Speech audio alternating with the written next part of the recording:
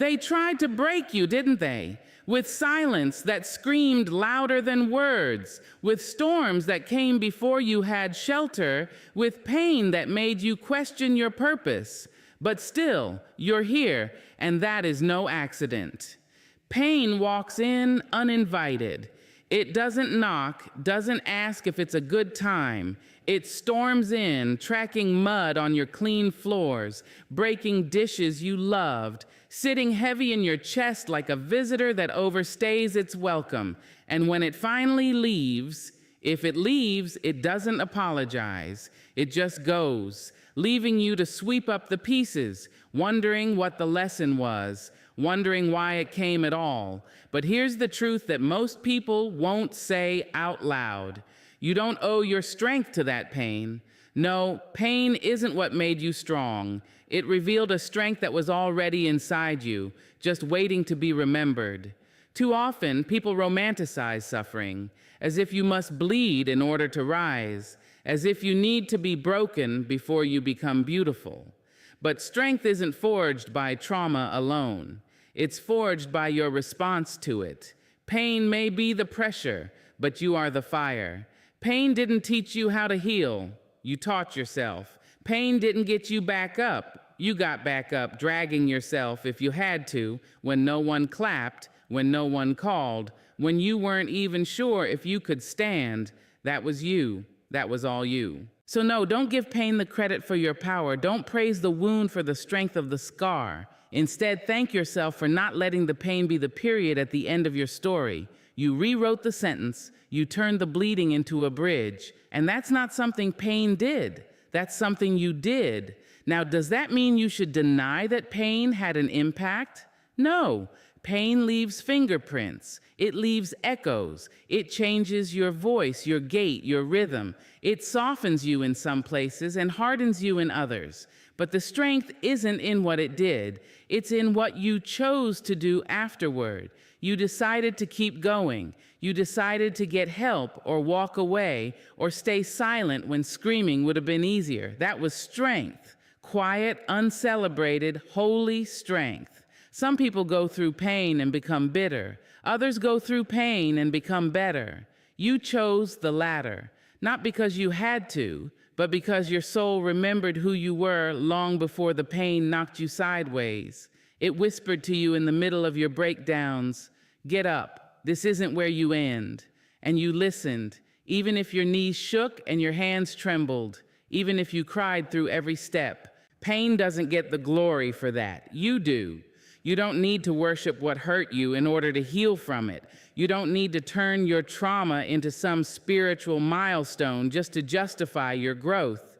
Sometimes pain is just cruel, just unfair. And still you rose. Still you loved again. Still you laughed again. That's not because pain taught you. It's because your soul refused to forget how to rise. And maybe the real strength is in not letting pain make you unrecognizable to yourself, in not letting the world's fire turn you into ash, in staying soft in a world that tried to harden you. Strength isn't a shield. It's not about being untouchable. It's about being real, being vulnerable, being whole because you felt the cracks and chose to grow anyway. Pain never asked for your permission, but healing did, and you said yes. So when people say, your pain made you who you are, you can nod gently, but know better. Know that pain may have shaped the path, but you walked it. Know that pain may have screamed, but you decided not to echo its voice. You found your own. You learned to sing in a different key. You're not strong because you suffered. You're strong because you survived with your soul intact, because you chose grace over rage, because you turned your wounds into wisdom, because you found beauty in the aftermath. And that, my friend, is the kind of strength this world desperately needs. Not loud, not flashy, not covered in medals, but steady, compassionate, and whole. That's the strength you own. That's the strength that cannot be taken. That's the strength pain didn't give you. but only helped you uncover. There is a silence that suffocates, and there is a silence that sets you free. The difference between the two is who controls it, whether it's taken from you or whether you choose it. You see, silence in the hands of the wounded can feel like a prison, but in the hands of the mentally strong, silence becomes a weapon, a sanctuary, a sharp and sacred kind of power. We live in a world that loves noise, a world that demands your opinion, your reaction, your proof that you're alive by how loudly you clap back, how quickly you respond. But strength is not always found in the roar. Sometimes the most powerful move is the stillness that comes after you've been provoked, the breath you take before you answer, the decision to hold your peace, not because you are afraid to speak, but because you know that not every fight is worth your voice. There is power in not explaining yourself. There is strength in letting people think what they want to think. You don't owe everyone an answer. You don't have to spend your energy trying to correct people who are committed to misunderstanding you. When you own your silence, you reclaim your time, your peace, your inner authority. You choose what gets your reaction, and more importantly, what does not. And here's the truth. Silence, when chosen, is never empty. It's full of awareness, of clarity, of thought. It's where your spirit has room to breathe. It's in the quiet that your intuition rises. It's in the stillness that truth begins to hum. And when you listen closely, you realize that your silence is not a void. It is a voice, one that doesn't need to shout to be heard.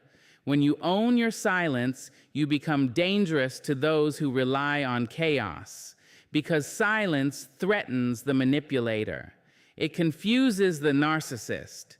It disarms the loud and the aggressive. They can't read you. They can't control what they can't provoke, and so they squirm in the space you leave them.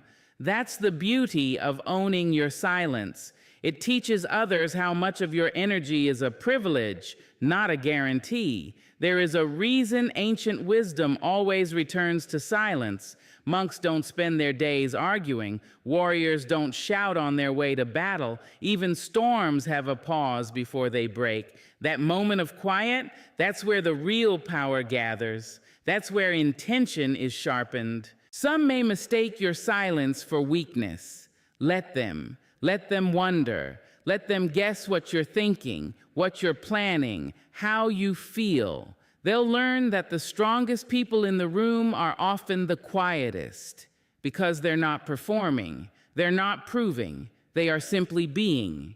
To be mentally strong is to know when your words are needed and when your presence is enough. It's to recognize that responding is a choice, not a requirement.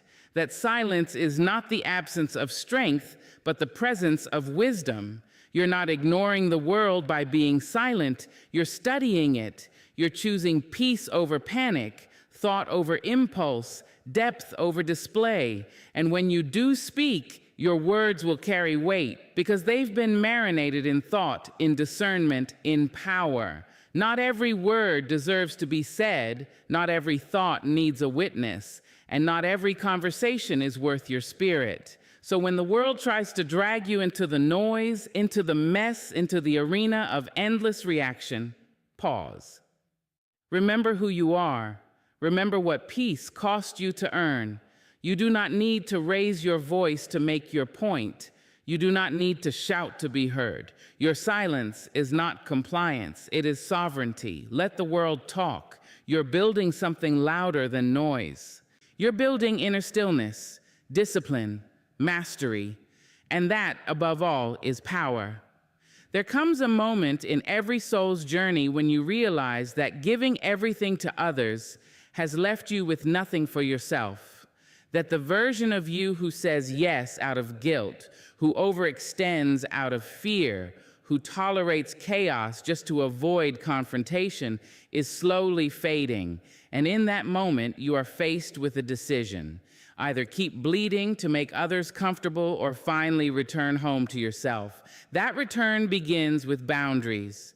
But let's be clear, boundaries are not walls. Walls are built from pain, fear, mistrust. Walls keep everything out, even the love that wants to come in. Walls are hard, high, and lonely. Boundaries, on the other hand, are sacred lines. They don't imprison you, they protect you. They don't block connection, they guide it. Boundaries are the language of self-respect spoken fluently by those who have been broken enough to know their worth. When you set a boundary, you are not being cruel. You are being clear. You are not closing your heart. You are simply saying, this is where I end and you begin. And that is not selfish. It is necessary. Because when you constantly bend yourself for others, you eventually forget your shape. Boundaries allow you to remember it. So many people fear setting boundaries because they've been conditioned to believe their value lies in their availability, to always be there, to always say yes, to carry burdens that were never theirs. But mental strength comes when you realize that your peace is not up for negotiation, that access to your time, your mind, your energy is a privilege, not a right. Boundaries teach people how to treat you, but more importantly, they teach you how to treat yourself. Because when you let things slide that disturb your soul, when you entertain disrespect in the name of kindness, when you give silence to your own needs, your spirit starts to dim. You begin to betray yourself to keep others comfortable, and that is a price too high. True strength is not in how much you can carry for others. It's in knowing what is yours to carry and what is not. It's in being able to look someone in the eye and say, I love you, but I love me too, and I won't lose myself to hold on to you. That's not cold. That's clarity. That's not rejection. That's redirection. Back to your center, back to your truth, back to the parts of you that you had to bury to keep the peace. Boundaries are bridges because they lead you back to your essence. Every time you say no to something that depletes you, you say yes to something that restores you. Every time you remove yourself from a space that doesn't honor your worth, you create room for one that will. Every boundary is a declaration. I matter. I deserve peace. I refuse to shrink for your comfort. And yes, when you start setting boundaries, some people will fall away. Let them. You are not responsible for how people react to your healing. You are only responsible for not abandoning yourself again, because anyone who truly values you won't be threatened by your growth. They'll rise with you or make space for your rising. It takes courage to draw lines in the sand, especially when you've been taught that love means sacrifice, that loyalty means silence, that kindness means staying even when it hurts. But mental strength whispers a different truth. You can love people and still choose yourself. You can be kind and still walk away. You can care deeply and still say, not this time, not like this. Boundaries are not barriers to love. They are blueprints for healthy love.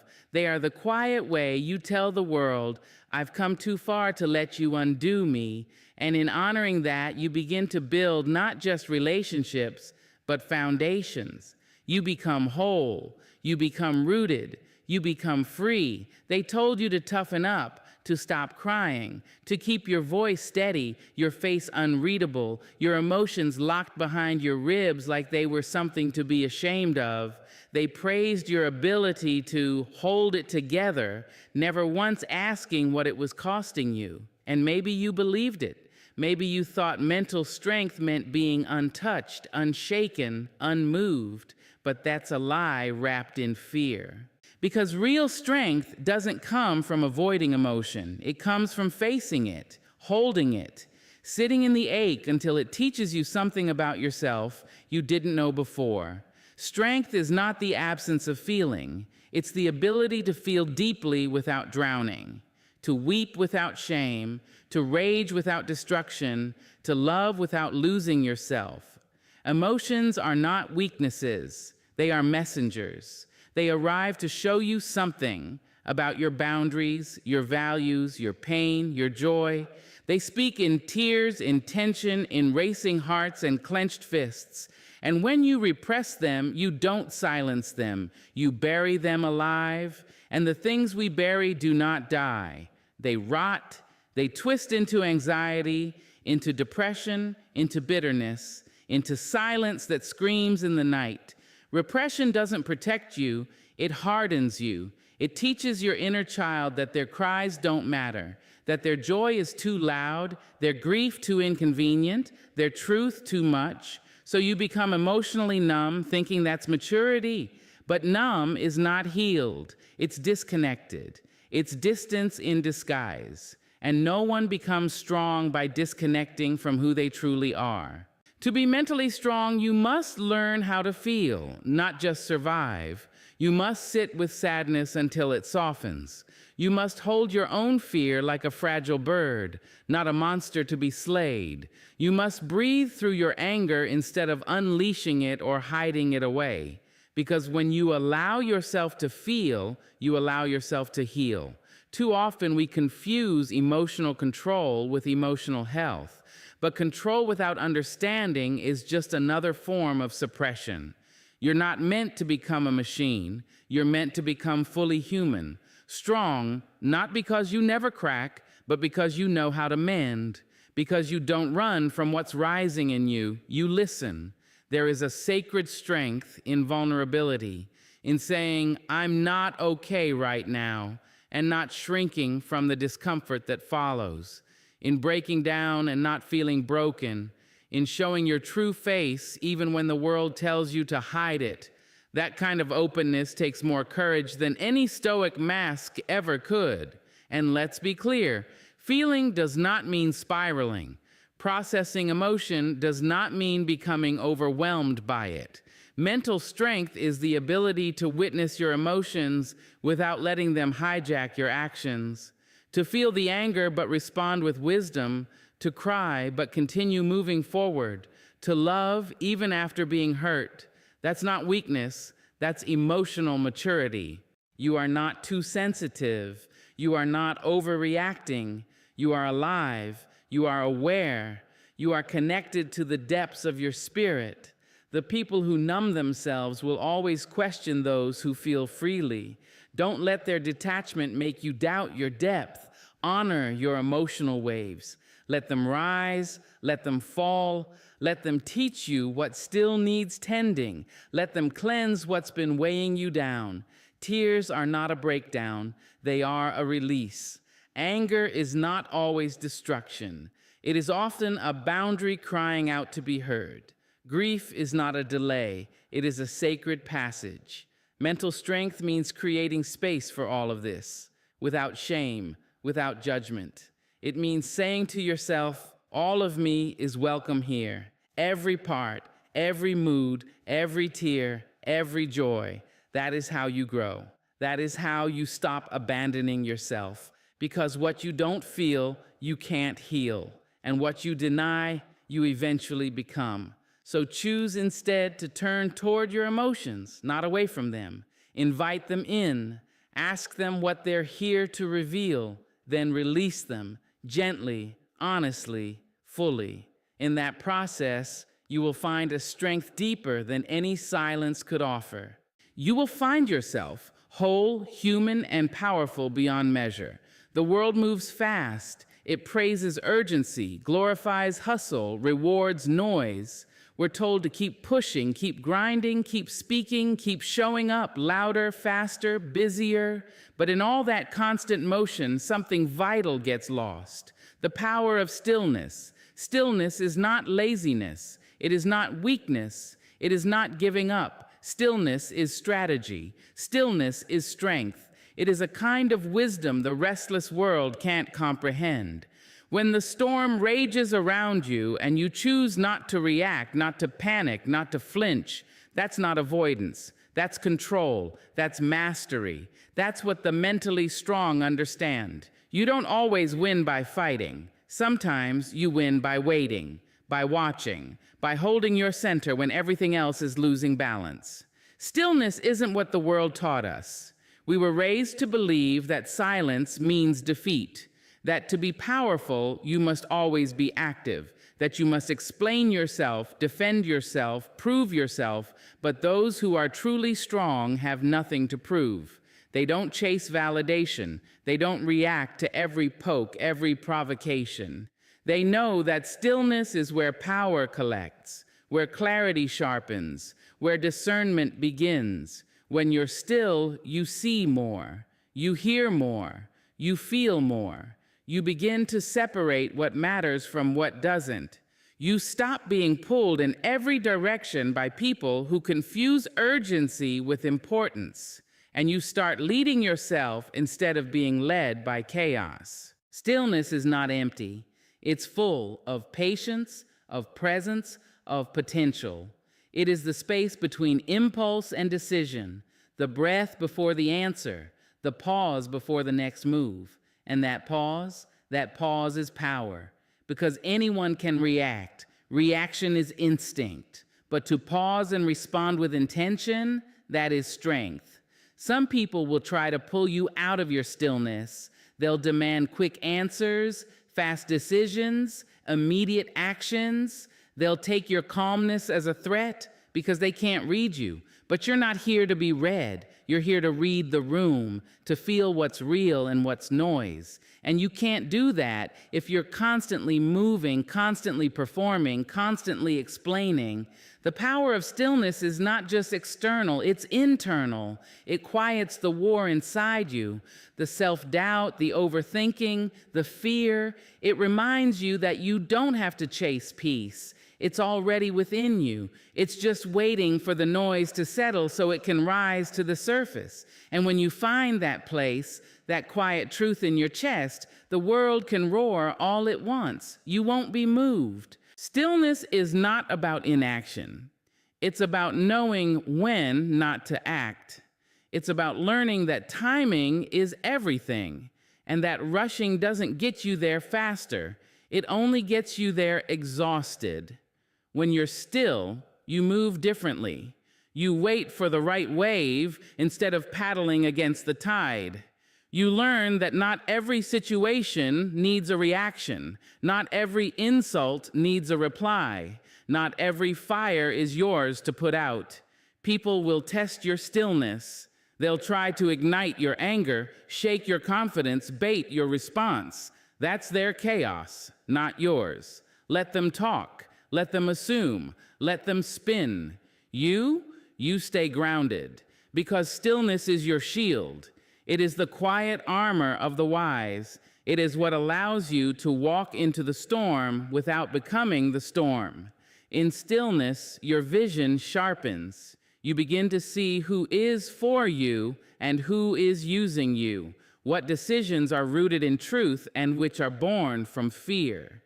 You make better moves because they are no longer reactive. They are chosen. They are yours. To be still in a world that is loud, fast, and demanding, that's not weakness. That's rebellion. That's revolution. That's mental strength at its finest. So pause, breathe, retreat if you must, not to escape, but to refocus. There is power in the quiet. There is clarity in the slow. And when it's time to move, you will move with precision, not panic, with direction, not doubt.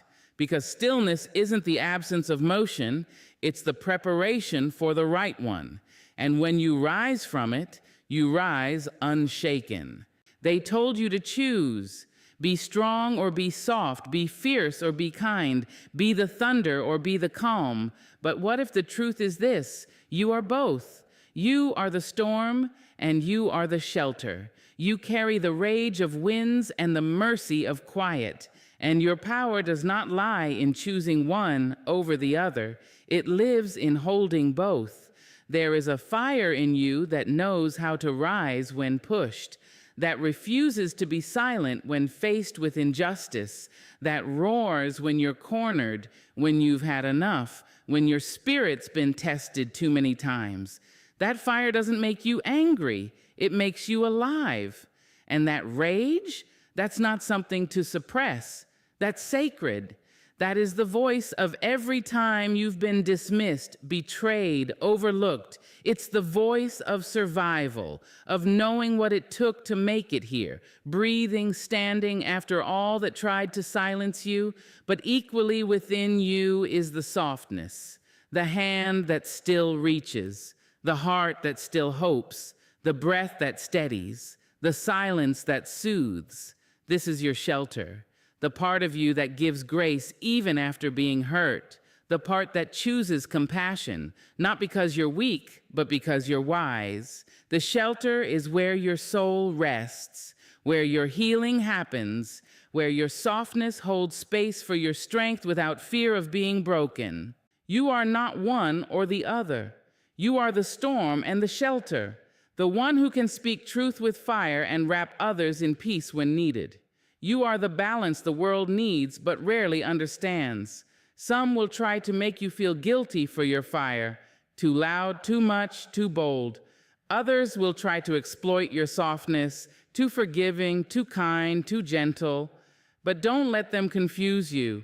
Don't let them make you believe that strength must be hardened or that love must be weak. You are proof that it can be both. Mental strength is not about becoming unfeeling. It's about knowing when to roar and when to rest. It's about being able to raise your voice for yourself and others, and also knowing when silence speaks louder. It's not about being on all the time. It's about learning to move with intention, to rise when it matters, to protect your energy like it's sacred, because it is. You've had to be the storm. You've had to walk through fire without flinching, speak truths no one wanted to hear, draw boundaries that shook your foundation. And yes, it cost you, it exhausted you, but it also revealed the part of you that cannot be tamed, that knows how to fight when peace is threatened, that refuses to fold when things get heavy. That's a power that no one gave you and no one can take away. But it's in the shelter that you begin to heal. It's in the quiet that your soul can remember it doesn't have to fight all the time, that love doesn't have to hurt, that peace isn't a myth, that your body, your mind, your heart, they deserve rest too. You don't have to prove your strength every moment of the day. The storm within you knows its timing, and the shelter within you knows its purpose. You are the contradiction the world didn't prepare for. The warrior with a tender voice, the healer with calloused hands, the one who can stand in the fire without losing your light. And in that balance, between the rise and the retreat, the roar and the refuge, you found something deeper than strength. You found power, power that doesn't need permission, power that doesn't need to be loud to be real. Some people will only see the storm in you and run. Others will only see the shelter and stay for the wrong reasons. But the ones who truly see you, the ones who understand what it means to hold both fury and grace, they will honor you as you are. And more importantly, you will begin to honor yourself. Not for being perfect, not for always getting it right, but for being whole. You are not too much. You are not too soft. You are not too loud. You are not too quiet. You are the storm and the shelter. You are exactly who you were meant to be. And that is more than enough. That is power in its purest form. So if you're looking for permission to feel strong, stop looking. You were never meant to ask for what was already written in your bones. The secret to becoming mentally strong is not found in books or medals. It is whispered to you in every moment you choose peace over pride, silence over reaction, boundaries over chaos, truth over fear. You don't have to become strong. You only have to remember you already are.